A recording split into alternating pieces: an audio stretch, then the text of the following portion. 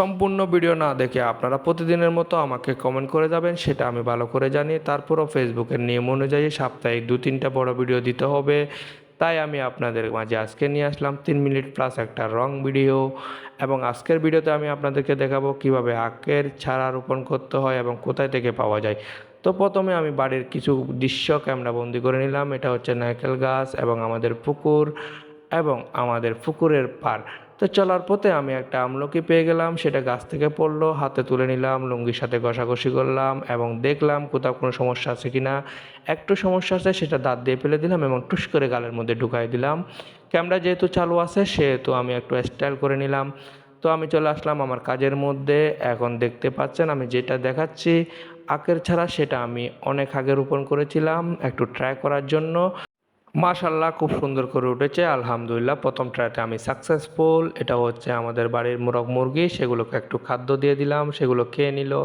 আমি ঘরে আসার সাথে সাথে তারাও আমার পিছনে পিছনে চলে আসলো।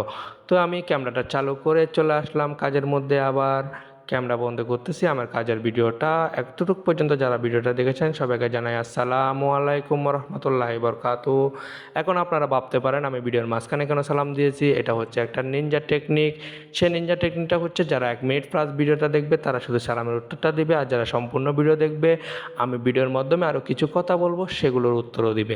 তো আপনারা আমার কাজের ভিডিও দেখতে থাকেন, আমি আপনাদেরকে একটা সুন্দর একটা নিউজ দিতে থাকি। সেই নিউজটা হচ্ছে আমি আমার বন্ধুবান্ধব সকলের কাছ থেকে জানার পরে আমি আপনাদেরকে একটা নিউজ দিচ্ছি। সেই নিউজটা হচ্ছে আমি সাপ্তাহিকের মধ্যে বৃহস্পতিবারে যে দিনটা আছে সেই দিনের রাতের 10টা বাজে আমি লাইভে আসব এবং আপনারা সবাই আমার সেই লাইভে যুক্ত হবেন। আপনারা সপ্তাহের মধ্যে যে কোনো দিন লাইভ করেন সেটা আমার কোনো সমস্যা নাই, প্রতিদিন লাইভ করেন তা তো আমার কোনো সমস্যা নাই। আমি যদি আপনাদের লাইভ চোখে পড়ে তাহলে আমি আপনাদের লাইভে যাব, শেয়ার করব এবং লাইভটা সুন্দর করে তোলার চেষ্টা করব।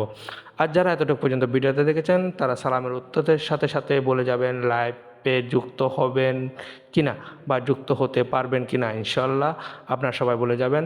দেখতে পাচ্ছেন আমি আখের চারাগুলো কীভাবে রোপণ করতেছি। যদি কোনো ভুল ত্রুটি হয়ে থাকে তাহলে আমাকে ক্ষমা করবেন কথার মধ্যে এবং কাজের মধ্যে। যেহেতু আমি নতুন সেহেতু আমি যার কাছ থেকে আখের চারাগুলো নিয়েছি সেগুলো ওরা যেভাবে রোপণ করতে বলছে আমি সেইভাবে রোপণ করতেছি।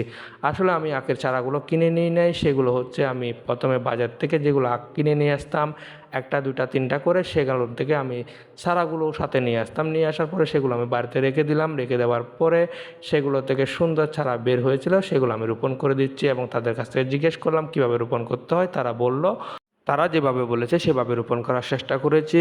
আর বাকিগুলো আল্লাহর হাতে। আপনারা সবাই দোয়া করবেন যেন আখের চারাগুলো খুব সুন্দর করে উঠে, যেন আমি আখ খেতে পারি।